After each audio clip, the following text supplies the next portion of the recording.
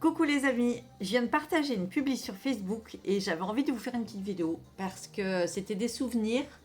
Moi, vous savez que je suis quelqu'un qui est assez nostalgique, j'aime bien souvent regarder mes souvenirs et en même temps ça me permet de voir tout le chemin que j'ai parcouru. C'était des souvenirs d'il y a 3 ans et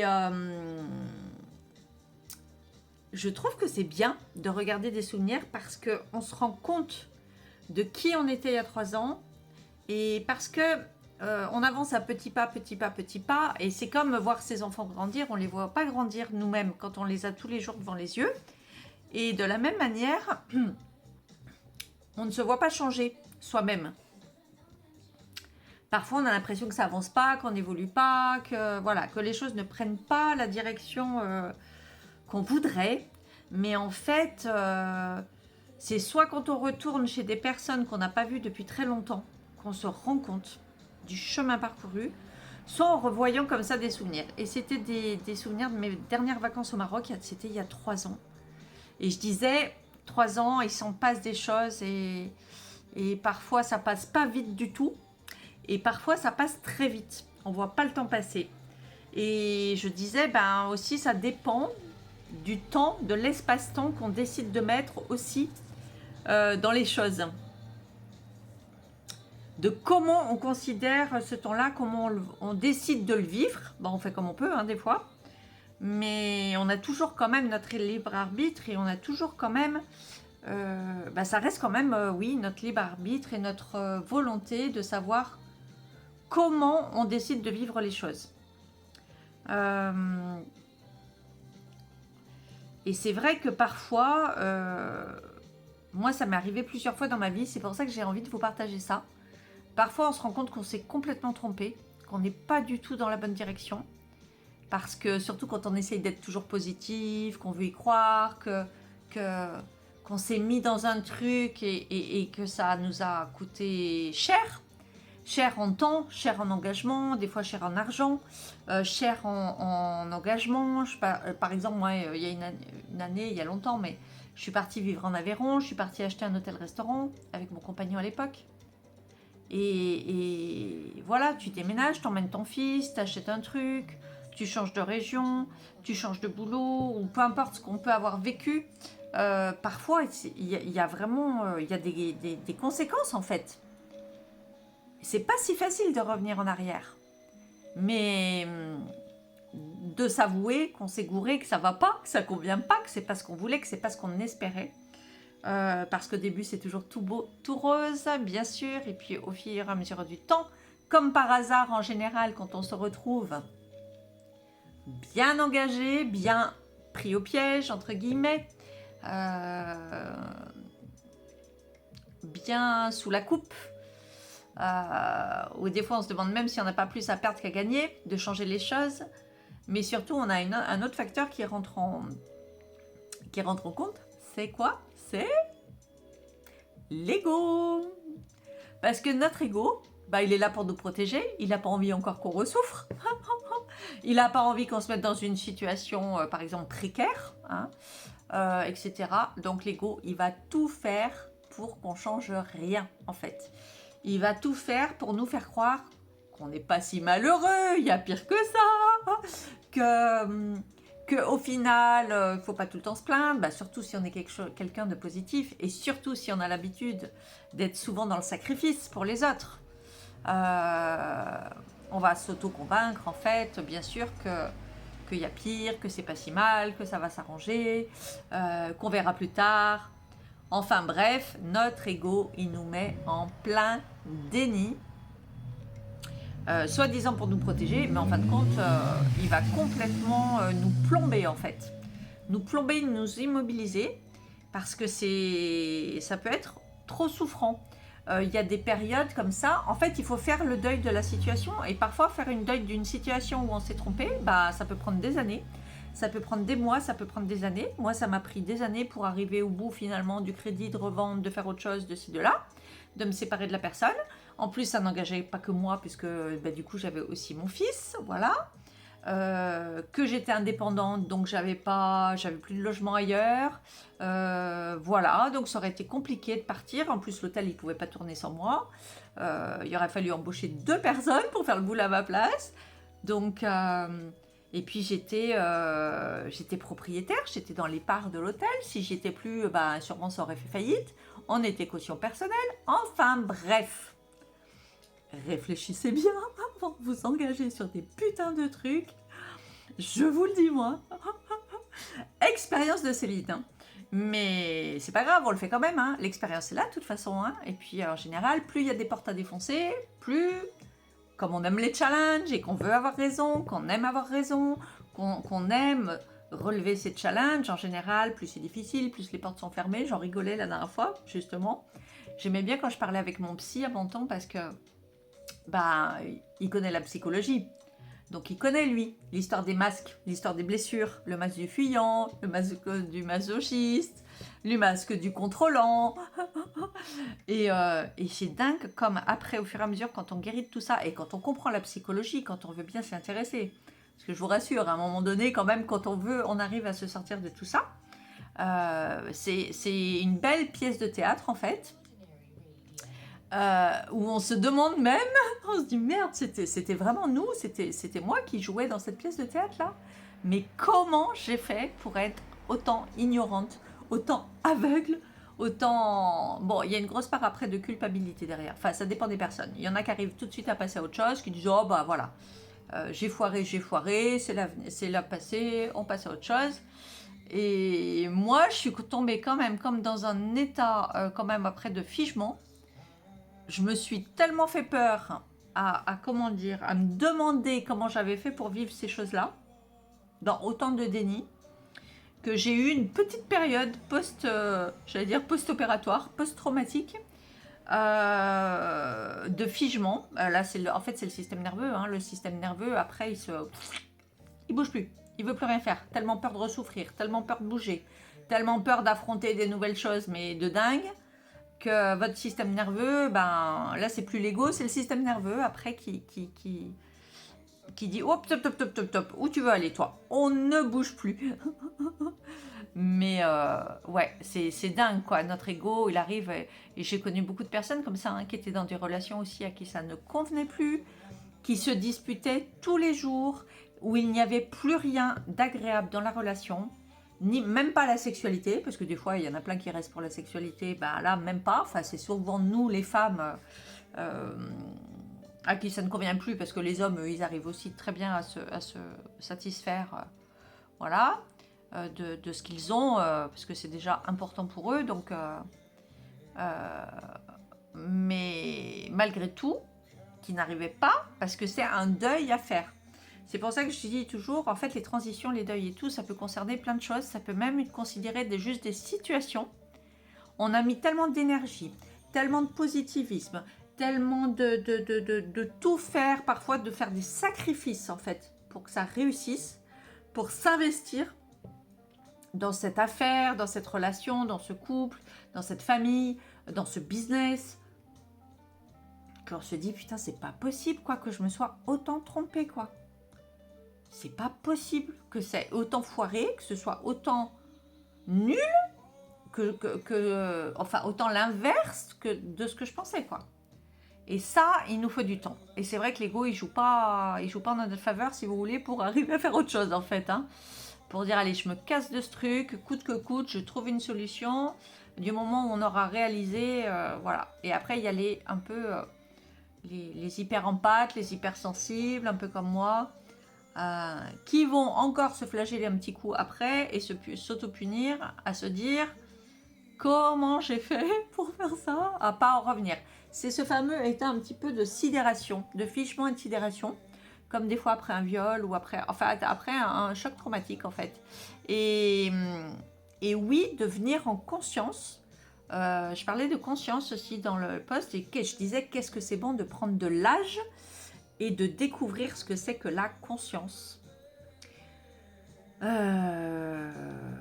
pour moi, ça aurait été avec la maturité, mais bon, heureusement, il y a des gens plus jeunes qui arrivent à réaliser toutes ces choses-là. Moi, j'ai eu une longue expérimentation et je pense que ça convient, enfin, ça fonctionne aussi avec ma numérologie, parce que j'ai un gros nombre karmique qui est sur mon 3e cycle de vie. Donc, c'est comme s'il m'aura fallu toute ma vie, en fait, pour expérimenter. Donc j'ai été très longue à la comprenette. En même temps, heureusement qu'on m'a pas dit ça quand j'avais 25 ans, hein, parce que j'en aurais jamais vu la fin. Hein. Qu'on m'avait pas dit, ouais, t'as un nombre karmique en 3e cycle de vie, donc tu risques d'en chier un bon moment. mais, ouais, la conscience des choses, en fait, je sais pas, mais je pense que c'est comme être aveugle et retrouver la vue, en fait. Mais non, c'est même plus que ça, en fait, parce que je pense que quand on est aveugle, on n'est pas si embêté que ça, entre guillemets. Parce qu'on fonctionne avec d'autres sens. Les autres sens prennent le relais. Ça me fait penser à l'expérience dont parlait Raoul Barty, ce guérisseur où je vous ai publié des vidéos sur lui, où il est passé dans plusieurs émissions, là, qui étaient géniales. D'ailleurs, je vais faire le stage, j'y vais à Paris le 1er septembre d'ailleurs pour le rencontrer. Je suis trop contente. Cette fois-ci, j'ai réussi à m'inscrire à temps. Raoul Barty, il explique qu'il a vécu pendant 6 mois les yeux bandés comme un aveugle, sans s'enlever le bandeau. Ça a été une de ses grandes expériences initiatiques.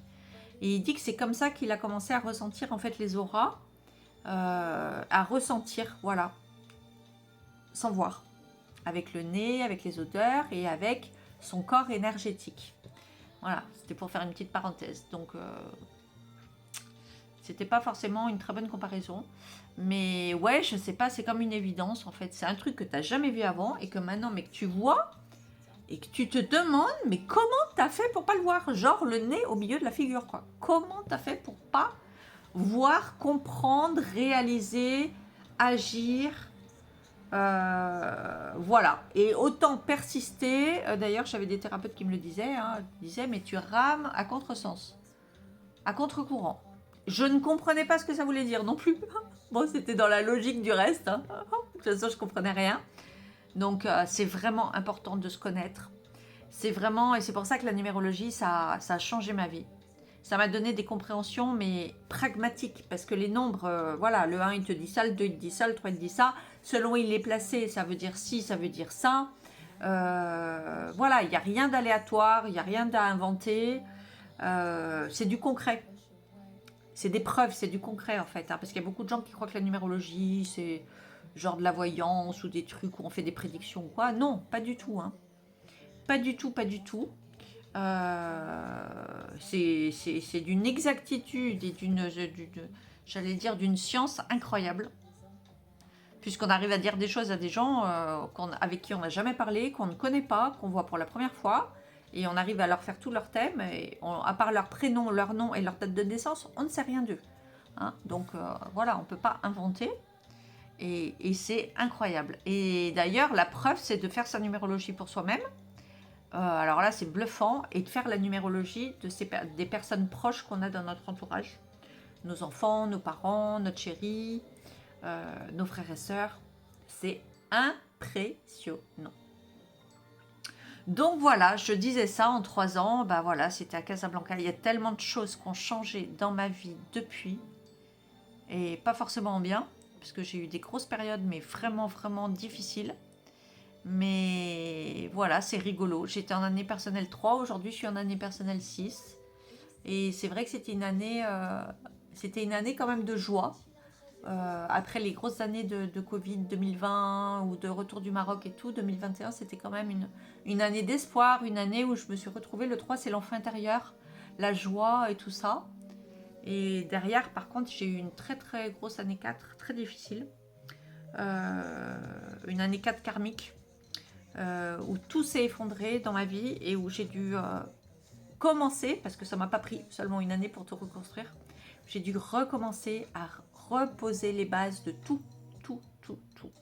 Boulot, santé, personnel, spirituel, professionnel, tout. Et après j'ai eu une grosse année 5 derrière l'année dernière, plutôt instable, qui n'était pas bien équilibrée dans le 5, parce que le 5 quand il est bien équilibré c'est l'aventure, bien sûr la curiosité, etc. Mais c'est une année où en fait il ne faut surtout pas contrôler. Donc ça a été un gros exercice pour moi justement de faire confiance et de ne pas contrôler. Parce qu'en 5 on ne peut rien espérer contrôler. Sinon c'est catastrophique. Et heureusement, parce que si j'avais pas eu la numérologie dans ma vie, mais c'est sûr que l'année que j'ai vécue, j'ai déménagé 3 fois en un an là. Entre mai 2024 et mai 2023 et mai, j'anticipe, et mai 2024. Mais c'est sûr que j'aurais voulu contrôler, hein. J'aurais été dans mes peurs, dans mes volontés de contrôle, parce que le 8, il veut contrôler, quoi. Et en plus, on a en année collective 8, et moi, je suis un chemin de vie 8. Bah, le 8, c'est le karma aussi, bah, je vous dis pas, hein. Là, j'ai eu un paquet de trucs à régler en 3 ans, là. Oh, truc de fou. Des fois, vaut mieux pas savoir en avance, parce que je crois qu'on n'aurait pas le courage, en fait, hein. Mais ce qu'on peut dire, c'est une fois que c'est passé, c'est que c'était nécessaire, d'une part, et que qu'on va être tranquille pour la vie, en fait, hein, pour le restant de cette vie-ci. En fait, il faut y passer, hein, c'est comme une rage de dents, c'est comme... voilà, il n'y a pas le choix, il faut y passer. D'autres choses. Et c'est pour du mieux. Et si c'était à refaire, je referais. J'aurais pas dit ça encore il y a 6 mois, 1 an, 2 ans. Je referais tout pareil, mais je me ferais un peu plus confiance. Et je serais un peu plus douce avec moi-même et un peu plus bienveillante. Parce que je me suis beaucoup culpabilisée de beaucoup de choses, alors qu'en fin de compte, toutes les autres personnes concernées dans tout ce qui m'est arrivé, eux, n'ont eu aucune culpabilité de rien. Aucune... Ouais, voilà, quoi. Donc, je me disais, je suis bien bête, finalement. Mais c'est comme ça qu'on apprend. C'est ça l'expérience. C'est comme ça qu'on apprend à se connaître. C'est comme ça qu'on apprend à s'accepter avec nos défauts et nos qualités. Et parce qu'on n'est pas parfait, en fait, il faut apprendre à s'accepter pas parfait. Enfin, pas parfait comme on voudrait, hein, pas parfait dans l'absolu, parce que personne n'est parfait. Mais pas parfait dans le sens de ce qu'on s'est fixé nous-mêmes vis-à-vis de nous-mêmes, en fait. De nos attentes et de nos exigences. Et tout à l'heure, je discutais avec une dame avec qui me suit sur les réseaux et qui me disait, oh là là, c'est dommage qu'on ne puisse pas agir. Je sais plus pourquoi je parlais du libre arbitre. Ah oui, que tout le monde a des possibilités dans sa vie.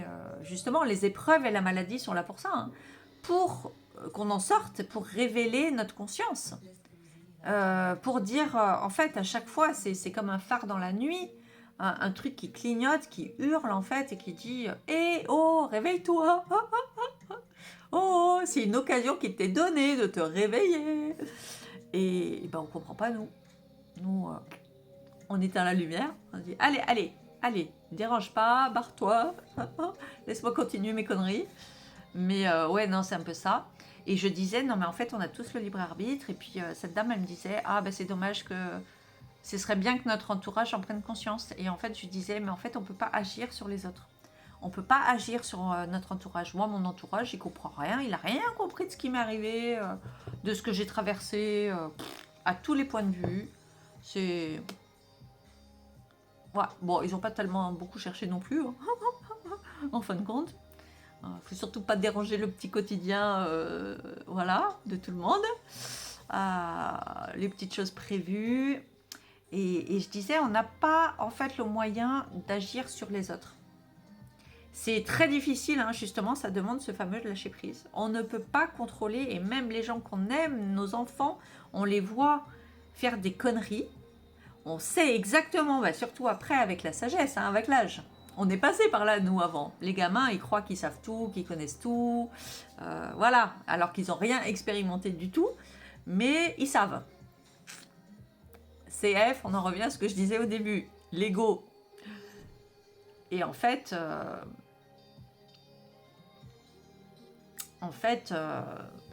comme on dit, si jeunesse savait, si vieillesse pouvait. Nous, on sait exactement où ça va terminer, mais en fait, la personne doit vivre l'expérience.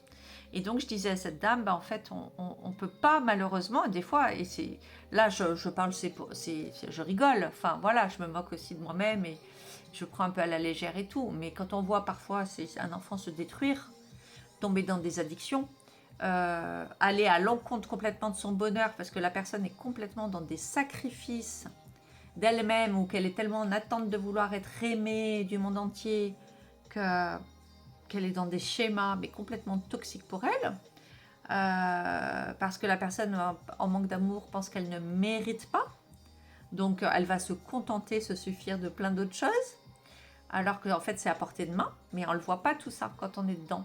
Et oui, ça peut être très souffrant, hein, pour des parents ou des gens qu'on aime, ou pour son conjoint, ou sa copine, ou sa femme, voilà.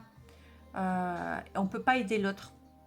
C'est comme les personnes qui tombent dans les addictions, dans la dépression, dans l'alcoolisme, dans tout ça.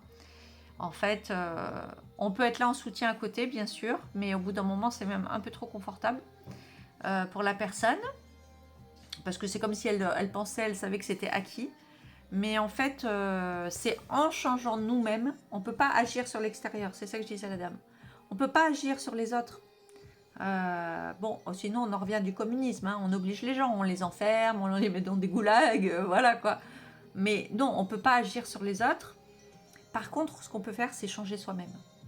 Si soi-même on change, c'est même un devoir, quand on a compris ça, quand on arrive à cette fameuse conscience dont je parle, c'est un devoir en fait de changer soi-même, de connecter à tout ça, tout ce qui pouvait penser impossible ou quoi, d'être heureux, d'être en paix, de guérir, comme je disais, de guérir, de transmuter toutes ces ombres, toutes ces blessures, tous ces schémas limitants. C'est en le faisant nous-mêmes en fait que notre entourage va se dire waouh, non mais qu'est-ce qui s'est passé, pourquoi tu es autant rayonnante, pourquoi tu es autant épanouie, pourquoi tu as autant de succès dans ce que tu fais, dans ton pro, dans tout, pourquoi tu t'éclates autant, parce que ça se voit quand on rayonne. Quand on rayonne, et c'est pas lié ni à l'argent, ni à l'amour, tout ça, hein. C'est lié juste à soi-même, hein. On peut rayonner, moi je me sens mais complètement rayonnante, alors qu'il y a plein de choses qui sont en route dans ma vie, mais que je n'ai pas encore. Mais en fait, ça n'a aucune importance, parce qu'on a retrouvé une forme de confiance en soi, une forme de vérité, de certitude, et on a retrouvé un certain alignement où on sait exactement, d'abord on sait que c'est en route, que voilà, que tout va se passer, que tout arrive au moment prévu, bien. Et en fait, on n'a plus aucun doute sur le fait que ça va arriver, même si les autres, tu vois dans le regard des autres que les autres, ils ont des doutes encore, hein. Les autres, non. Les autres, ils veulent voir d'abord pour croire. Mais toi, tu as switché le truc, toi, tu sais que d'abord, tu crois, et tu sais qu'ensuite, il y aura la preuve, tu verras. Et je ne sais pas comment expliquer, c'est une conviction en soi, mais incroyable. C'est une conviction que plus rien ne peut nous... Bon, quand il y a des périodes où on est malade, où on a moins de morale quand même. C'est vrai que la maladie, la santé, j'ai été malade pendant 15 jours. C'est vrai que j'avais moins la pêche que ce soir. J'ai encore une petite mine. Mais sinon, hormis vraiment la santé, hein, de se sentir en incapacité, parce que vraiment on n'est pas bien au niveau de la santé, qu'on a des douleurs, tout est possible. Et en fait, cette foi qu'on retrouve, c'est ça qui va donner aux autres l'envie de savoir, de dire mais c'est quoi le truc miracle en fait, qu'est-ce que t'as fait, qu'est-ce que t'as changé, vas-y raconte-moi. Ah là ça va agir sur les autres, voilà, parce que malheureusement les gens ils ont besoin de voir pour croire, voilà. L'année prochaine moi je serai en année 7, ça va parler de vérité, ça va parler de tout ça, hein. Encore, pourtant j'ai bien introspecté moi mon 7, hein, mais ça parle aussi d'enseignement, de connaissances, de vérité, d'alignement, mais de foi. Et par contre, au niveau collectif, l'année prochaine, en 2025, on va être en année 9, donc on termine un gros cycle collectif. Alors, est-ce que vous savez, vous, en quelle année personnelle vous êtes? Pour connaître votre année personnelle, vous additionnez votre jour de naissance avec votre mois de naissance et vous additionnez l'année en cours, 2024, donc ça fait 8. L'année prochaine, vous additionnerez 9. Voilà. Donc vous additionnez jour plus mois plus 8 pour 2024. Si vous voulez que je vous dise à quoi ça correspond, vous notez dans le commentaire. Ou si vous n'êtes pas sûr du calcul, vous notez votre jour et votre mois de naissance. Et je vous dirai. Je vous dirai donc non pas des pronostics, mais si vous voulez être aligné à votre année personnelle, de quoi ça parle? Quelles sont les directions? Quelles sont les choses à voir, à écouter, à entendre, à ressentir? Voilà, c'est ça le but. Pour être dans le même sens que l'univers et pas à contre-courant. Pour être aligné avec l'univers et avec soi-même. Et je vous jure que ça peut paraître fou ce truc, mais essayez. Moi je dis toujours, heureusement, j'ai cette grande chance. Je suis chemin de vie 3, nombre d'expression 3, parce que je suis chemin de vie 8. Le 3, c'est l'enfant intérieur, c'est la joie et c'est la curiosité, c'est la communication. c'est la curiosité. C'est pour ça que j'aime beaucoup vous faire ces vidéos, communiquer. J'adore quand vous me répondez, que vous mettez des petits commentaires et tout ça. J'adore cet échange et parce que j'ai une mission spirituelle aussi en 7, ce que je disais tout à l'heure. Le 7, c'est l'apprentissage, la connaissance, la retransmission, le partage. Je trouve qu'il n'y a rien de pire dans le monde que l'ignorance. Et j'œuvre aussi pour des associations qui vont permettre d'éduquer des enfants, éduquer des petites filles. Il y a cette association au Cambodge, tout à l'école, d'autres associations, etc. L'ignorance, d'ailleurs, tous les fanatismes se servent de l'ignorance des gens, d'une foi absolue et sacrificielle, pour manipuler les gens, en fait. On est manipulable de par l'ignorance, notre ignorance. Donc, c'est pas possible d'être ignorant en 2024.